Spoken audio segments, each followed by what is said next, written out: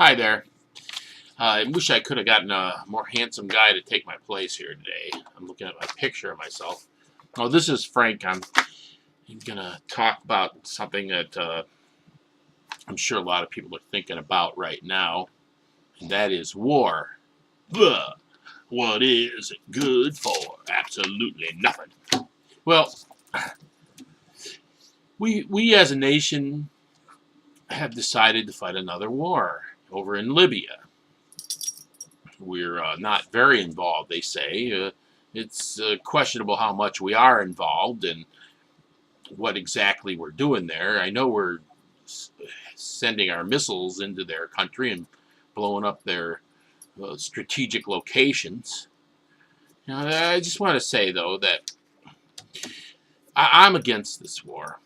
This is another war I'm against. And I know a lot of people are always for these wars. It seems like the United States never seems to see a war that they are not wanting to join for some reason.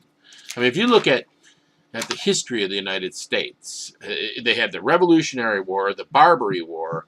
They had 18 Indian wars before the Civil War. There was the Texas Revolution, the Mexican Revolution we were involved in, the Opium War in China, the Civil War. Then there was 17 other Indian wars after the Civil War.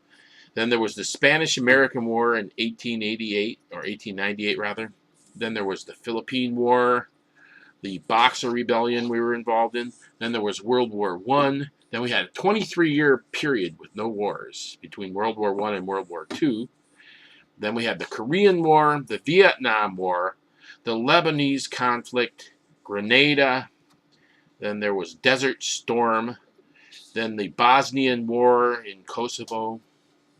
Then there was the Afghanistan War, the Iraq War, the Second Iraq War, and now Libya. I mean, that's just, not counting some of the little itty-bitty wars that we were in.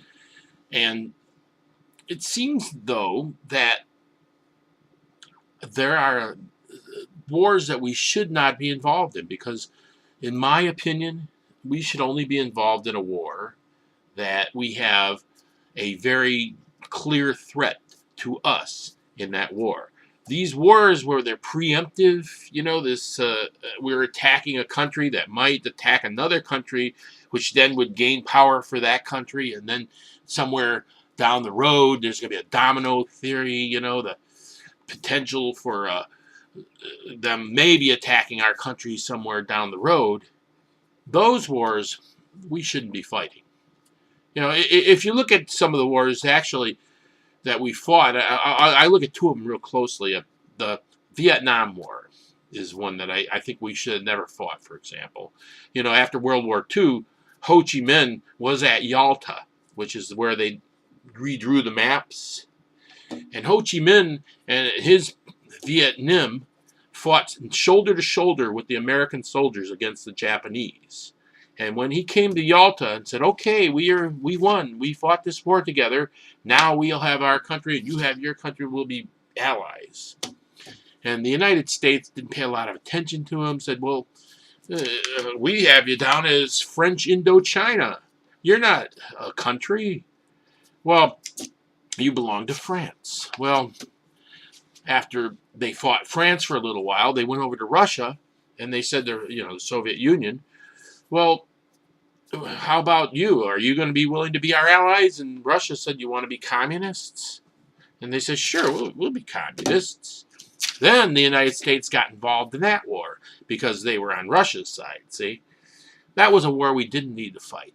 We could have, if we had known the situation a little bit better and been a little more fair back in 1948 or 1954, we might not even have been involved. 64,000 Americans died in that war. Then there's another war, the first Iraq War.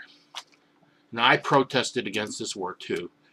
And in that war, there was George H.W. Bush, the first Bush, decided when Saddam Hussein attacked Kuwait that we were going to come to Kuwait's rescue.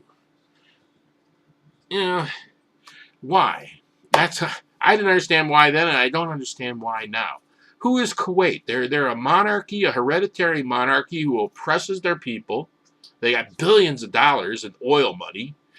And there was also the hereditary monarchy next door were shaking in their boots, Saudi Arabia. The princes and potentates of Saudi Arabia, they were a little bit afraid of Saddam Hussein too. And so they allowed us to stage military bases and Air Force bases out of Saudi Arabia. And we fought Saddam Hussein and sent him back with his tail between his legs. And that was the end of that, except that we kept those military bases in Saudi Arabia. And then Osama bin Laden, who was thought that Saudi Arabia was the Holy Land. Coincidentally, he was Saudi Arabian. It always works like that.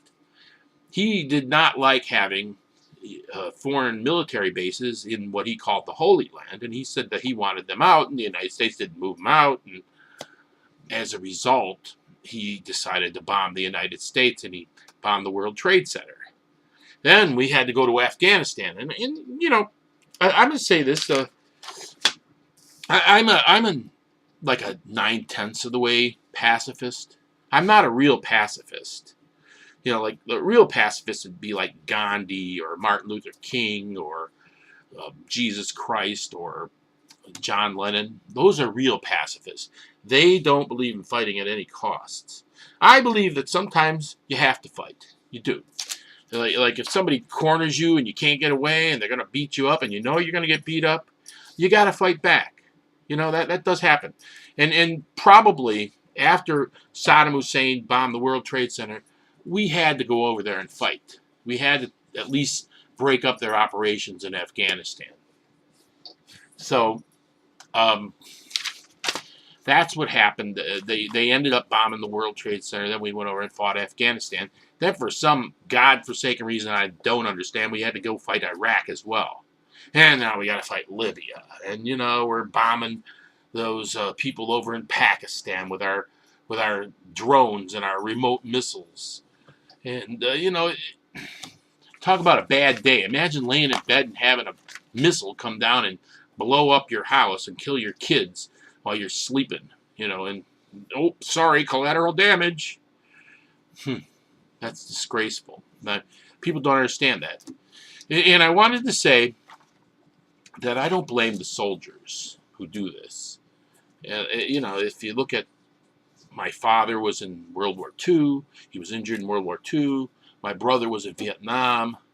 My nephew was in Afghanistan and Iraq, was injured there. And, my sister was in the Navy. My uncle was in the Army. One of my uncles was a big man in the Navy, left us money.